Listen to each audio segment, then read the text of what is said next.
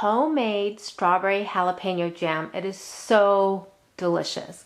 Before we get started, I want to show you my setup. It just makes jam production so efficient and so easy. You can see to the very far end of my counter, I have my canning pot, basically a big stock pot to boil the jars in.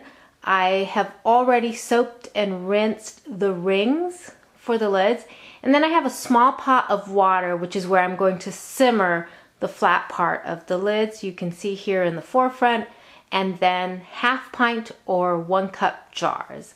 So what I'm going to do is soap, water, and rinse the jars and the lids, set the jars in the big stock pot, and then the lids in the small pot.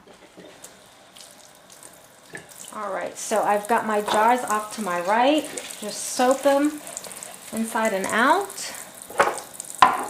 Set them to my little sink up the left.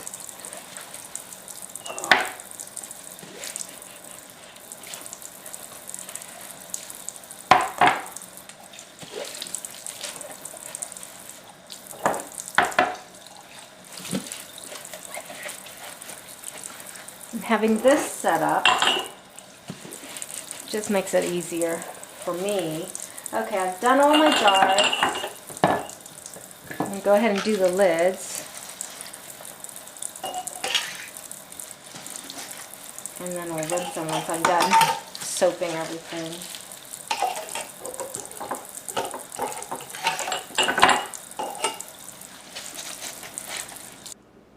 As you can see, I have already dried the ring to my canning jars, and I've also washed and dried my other tools.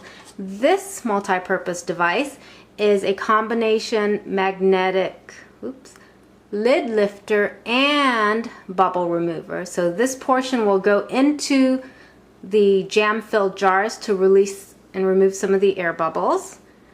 This is a colander. The strainer part is removable, and I don't need that for the jam today. And this is a jar lifter. So when you're taking the sterilized jar in and out of the pot or putting and removing filled jars, is very handy. What's different compared to most that are available on the market is the handle, because it's rubberized around the entire section here, so you can lift the jars sideways instead of just trying to hold the covered portion on most jar lifters. Okay, you can see I still need to rinse my lids and my jars, and then I have my empty water canning pot. There is a rack inside the pot, which is where you're going to put your jars on top of. You don't want to place your jars directly on the bottom of the pot. And then again, the small pot with water is where I'm going to put the lids on. I put my wet jars into the pot, and the pot's now in the sink so I can fill it with water. It does get very heavy once it's full.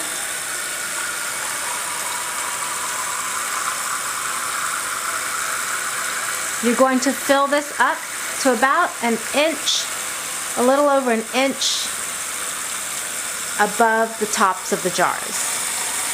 As the pot fills, the jars are going to fall to their sides, so you just fix them upright.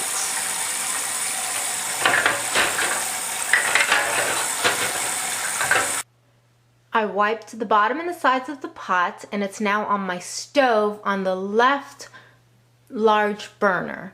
Okay, because I'm going to cook the jam on the right burner. It's going to take a while for this water to come to a boil, so go ahead and cover your pot, and once you hear it's rumbling inside, you're going to boil the jars for 5 minutes. I have my small pot of lids hanging out on the right side of the stove on the back burner. I will not start heating it until I make the jam, and it just needs to come to a simmer. What I did with the strawberries was either pick them at a local farm, or if the store had good tasting berries, I went ahead and bought some, cleaned them, removed the leaves, sliced them, and then smashed the berries. Once you smash or crush the strawberries, then you measure 4 cups. So because I have a lot of strawberries, or I knew I would be making lots of jam, I went ahead and measured 2-cup portions, put them in freezer bags, and then stuck them in the freezer. That way I can mix up the berries. So I've got 2 cups of berries from the farm, 2 cups of berries from one of the local grocers. That way you get a nice combination of flavors. The strawberries at the farms this year weren't as tasty, or weather's been kind of crazy, and the strawberries at the store were really good. So I mixed them up. Okay, put them in the freezer. They thawed out overnight, and I'm just waiting for the pot of jars to boil before I mix everything together. The last time I made strawberry jalapeno jam, I actually got 2 cups of jalapenos, so I went ahead and chopped them up and then froze them. Okay, but I needed an extra jalapeno or 2 for the seeds. So 1 cup of diced jalapenos, somewhat packed, plus 1 whole jalapeno with the seeds. So it's going to be spicy. If you don't put the seeds in and you use just 1 cup of packed jalapenos, it's spicy by itself, but if you put it on cream cheese and crackers or over toast, the heat doesn't come through as much. So I'm going to add the seed of 1 jalapeno this time around, and hopefully it's not too spicy for some. Alright, so we'll just mix this in later on. That big bowl of white stuff is 6.5 cups of sugar. Now, I originally found this recipe on allrecipes.com. I love that website. If you read the reviews, some users kept it to 6 cups of sugar in their jam. Some used the whole 7. I went ahead and went somewhere in between with 6.5 cups of sugar. I'm also using the powdered fruit pectin from Ball, 2.2 ounces, which is about 6 tablespoons of pectin. Be careful when you buy your pectin because there is a reduced sugar version, so get the regular classic fruit pectin. And then I've got 1/4 cup of freshly squeezed lemon juice. So my pot of jars is starting to simmer. It'll take a little while longer for it to come to a full boil, at which point we'll proceed with the recipe. While you're still waiting for that water to boil, you want to make sure you have your supplies set up. So I've got just a baking pan sitting on top of a cooling rack at the bottom, 3 layers of kitchen towels, my jar lifter, and this extra towel is for you to set your hot jar on and load your jam into it. You've got your strainer, a little spoon for extra jam, the bubble remover with the magnetic end, and then your rings and a trivet, because we're going to take the jam off of the stove, put it on the counter, and kind of rearrange our little setup. But have everything ready to go.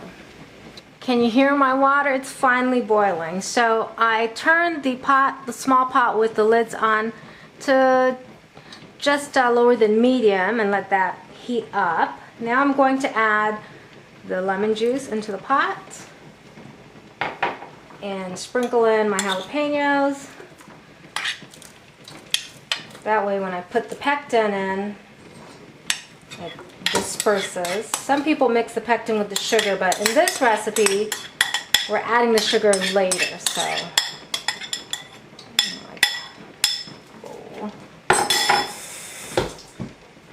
my hands are burning a little bit from this jalapeno. Mix that in, sprinkle the pectin in, and get it well incorporated. So after I chopped just a little bit of jalapenos today, I washed my hands with yogurt, then salt and lemon. It helps some, but it's the opposite side of your palm, my palm, that's kind of burning. Okay, mix it well.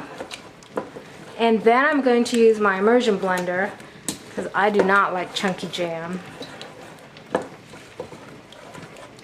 This is so delicious. I mean, I've never really been a jam person.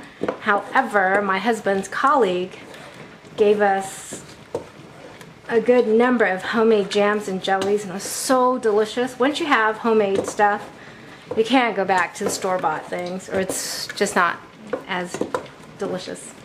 And my friend, hi Lynn, made the best habanero orange marmalade and habanero jelly. It was so good. Oh man. Anyways, so that's done. We'll set this aside. Just got this on low.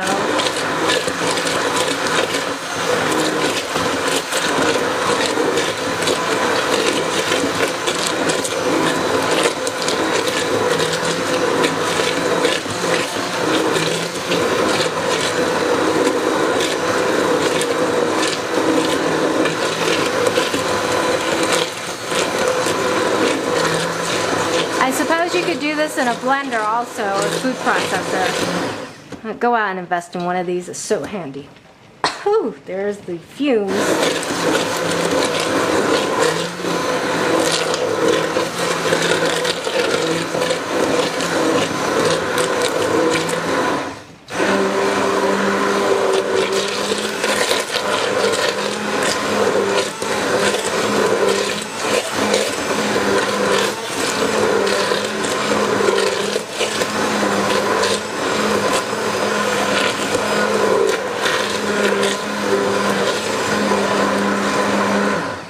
Make sure it's nicely chopped up.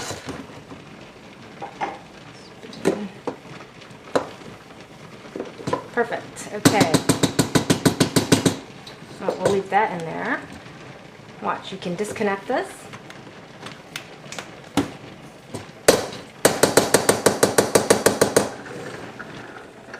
This has been going for about 6-7 minutes and it's starting to bubble. So if you don't stir, you can see the jam kind of mounding upwards. But we want this to come to a rolling boil. I'm still on medium heat here. But you can see it's breathing, look. All right.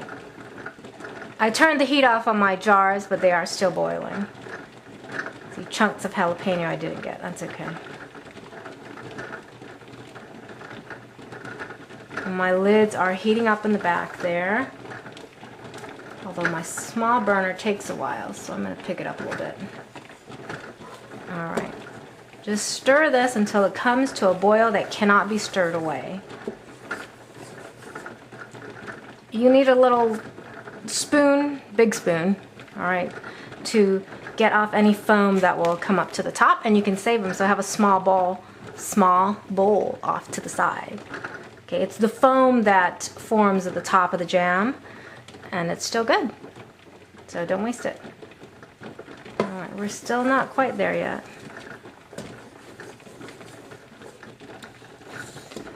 I went to school at the University of Oregon, and there is a wonderful, beautiful, community-friendly trail from behind one of the local gyms all the way around. Well, not the entire Willamette River, but over a portion of the Willamette River. You can go to a restaurant and the mall. Anyways, the path was very wide, and you get bikers and walkers and people just relaxing. But there is fresh blackberries growing right behind the gym. So that was nice. It's not quite blackberry season here yet. Anyway, so I do want to make some blackberry jam. We're almost there with this. Then we're going to add the sugar. Also, when I was in college, during one of my breaks, I went up to visit a friend, and she took me to an older lady's house who was making raspberry jam. So, yummy.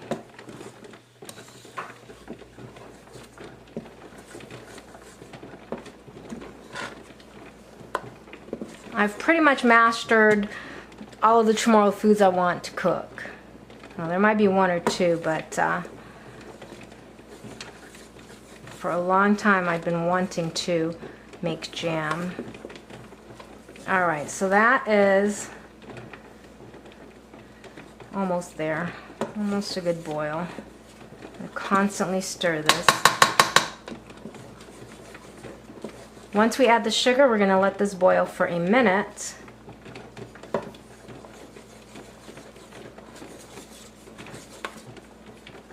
Okay, it's starting to foam nicely and thicken up. All right, go ahead and add your sugar. It's a big bowl, so be careful.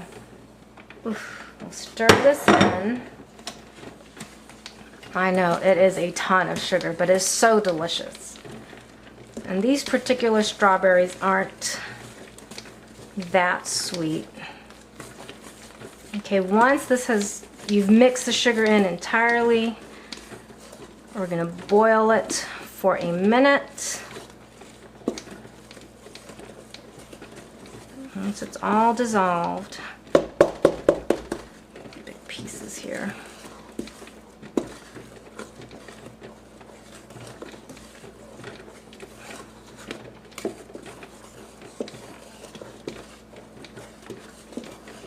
Look at that.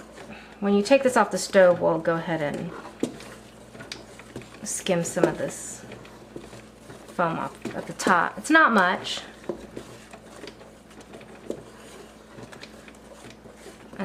It tastes like an airy jam, a light version of regular jam. It's got lots of bubbles, right?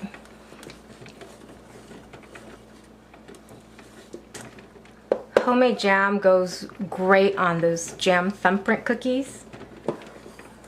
Delicious. It's a great way to feature your hard work in the kitchen.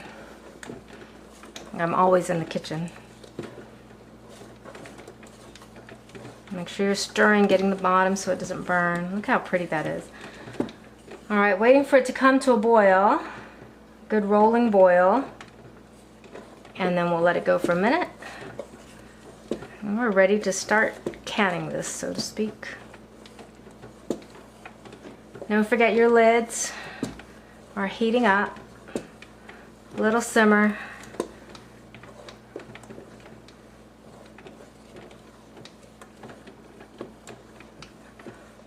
The jars are settling down.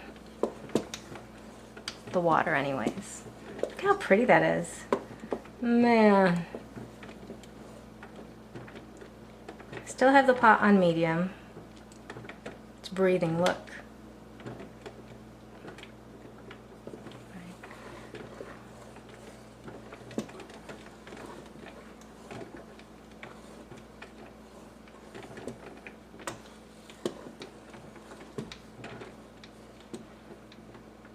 Now's the time to stock up on berries for use the rest of the year. If you're gonna make jam and give it as gifts, just keep the berries in your freezer, then you can make it, you know, a month or two out from Christmas or whenever.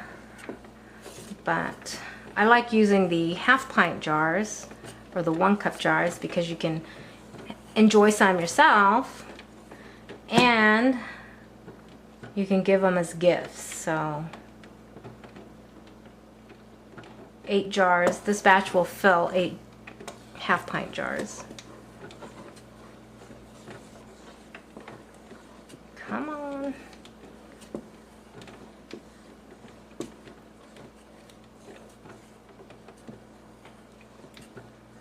Once this is done, I'm going to set it on my trivet over to my right. Move the little pot of lids off the stove for a moment. Transfer the large pot of jars to this burner. And then move the little pot of lids back to a small burner, just on low to keep them hot. All right, come on, let's boil.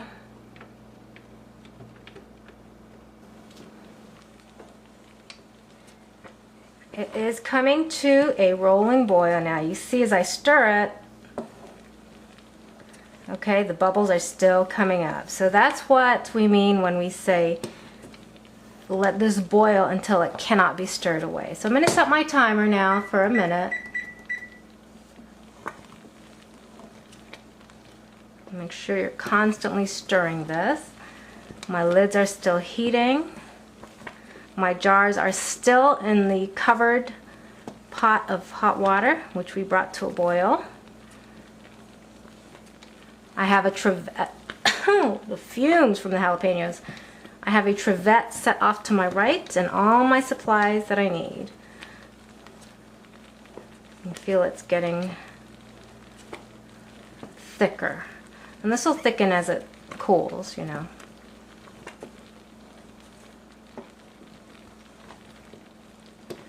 Really be careful making this. It's very hot. Hot sugar burns. Now this process can generally be used to make any flavored jam. Okay, if you don't want the seeds, you can use what they call a food mill to get the seeds and the skins off. Alright, I'm going to leave this burner on, turned on. It goes on my trivet. Turn off the pot of lids there. Now I'll have to turn the camera off to move the pot of jars. I took the lid off the pot. I'm going to leave the heat turned on because again it's going to take a while to come to a boil. We'll carefully lift the jars out in a moment. Right now I've got my jam. Take this out for a minute.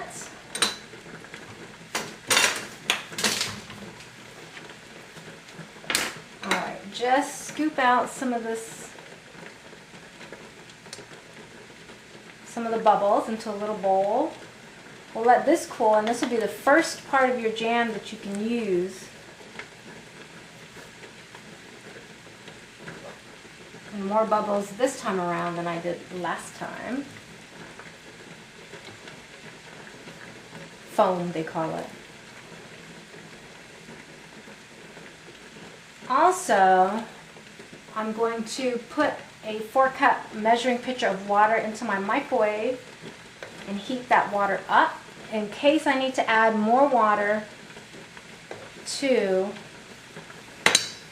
my pot. That way I'm adding hot water to a pot of hot water and the canned jars will come to a boil more quickly. My jar lifter. Separate and be careful. Pour the water out. And this goes on top of the kitchen towel, the checkered one I have. Remember, the jars are hot. I'm going to put my colander right on top. Fits nicely into the jar. I've got a 1 scoop measuring cup that I'm going to use. It's very hot. And carefully pour that in. Okay.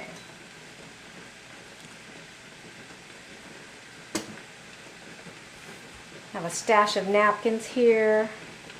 Carefully take this out.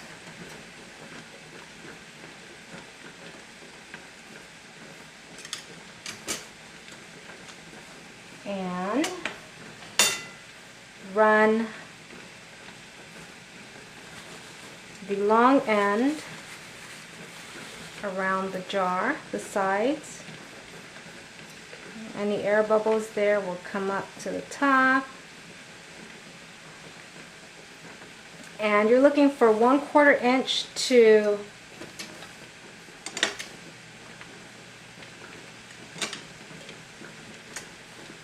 an 1/8 of an inch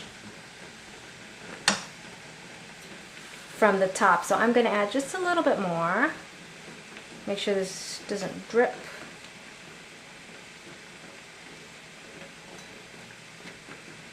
Oh, there we go. Okay. And with a clean napkin, oh, those fumes, I'm going to wipe the top and the sides of the jar, because if you leave residue, food or water, it's not going to seal properly. That just means you get to eat a lot of jam. Now I noticed that I've got some stuck there. Sticky jam, so I am just going to wipe it down with a moist cloth And then I'm going to go around again and discard that napkin with a clean napkin.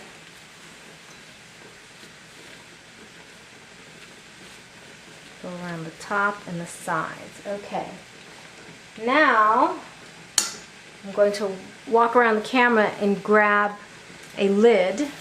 Be careful because these lids will stick together and you'll end up with two lids on your jam. So get the water out a bit. Okay. I'm going to let it drip out right on top of the jar. Set this aside. Make sure you don't have two lids there. And then the ring, just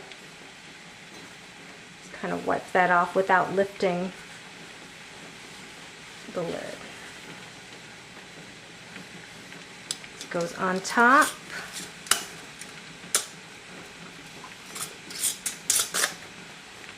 And turn just, my fingers got jelly all over it. Don't use your whole hand. Just finger tight, then set this aside. I'm down to my last jar. Alright, let's see. I found a better way to wipe the lids, or wipe the rims, so I wanted to show you. I used a rubber spatula to kind of scrape the sides of the pot gently. Make sure I have enough jam for this last jar. And a little left over.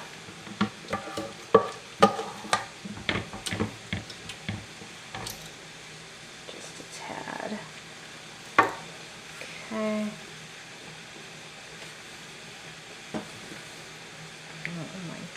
My little tool here.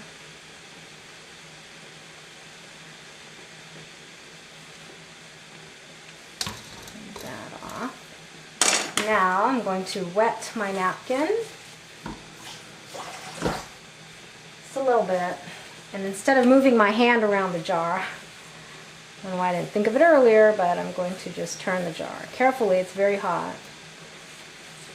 And by the way, don't pick up any jars that you've already covered because they've been sitting there heating up from the hot jam. Alright. Do that. I'm going to cover this and then I'll show you the mess I made to my right. Okay, so you can see I use a lot of napkins and I needed 2 small plates for all the tools. First time around was a whole lot better.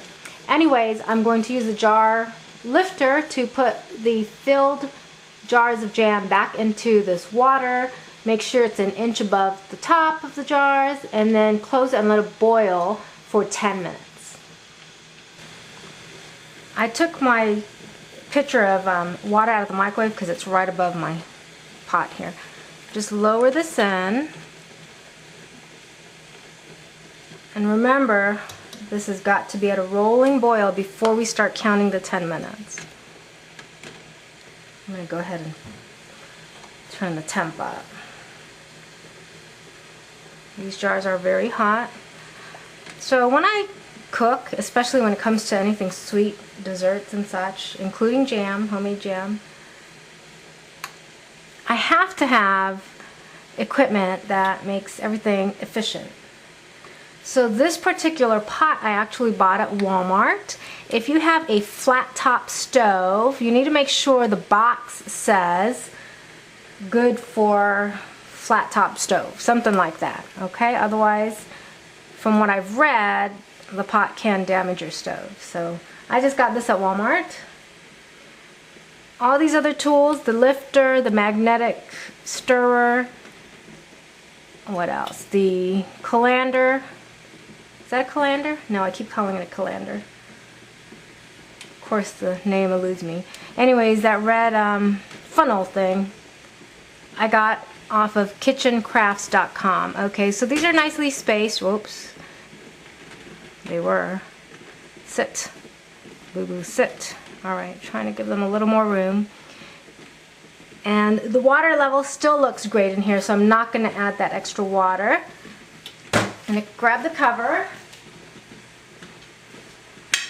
This is actually a pressure canner, and it will go on a specific way, so that's good. Just cover it, don't actually turn it or anything. I don't have the pressure gauge on here. But once I hear that this is at a rolling boil, just like it sounded before we put the jams in, I'll start counting the 10 minutes. Okay, so you're only meant to listen to the boiling. Okay? About 30 seconds ago I started my timer for 10 minutes. Alright, you can see here, this is the foam that came off the top of the jam. Okay, it's still edible and it's very good. And then here you can see the darker color. This is the remnants I scraped off of the tools and out of the pot. So still good. Let it cool. Then you can cover it and put it in the fridge, and this would be the first batch of your jam you get to eat. I just took the cover off and I'm ready to take the jam out. So let some of the bubbles die down. It was really rolling when I took the covers out, or the cover off. There we go. Just kind of tip it over, let that water on top come out.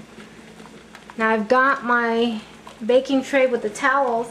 I took the rack out from under the baking tray and I put it in a spot where I'm going to let the jam rest and cool overnight. Okay, I don't need that pan to be shifting on me.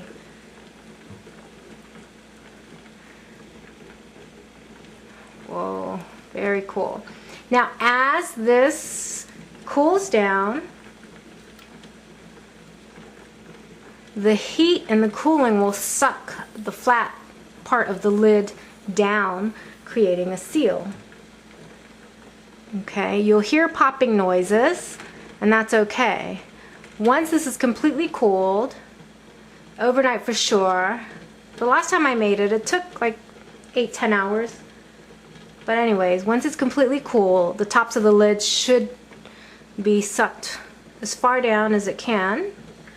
And you should not be able to touch the top and press down. If you do, then the jar didn't seal properly. And you're going to have to use that. Put it in the fridge, and that's what you can use first. Just going to tap this dry with a clean towel.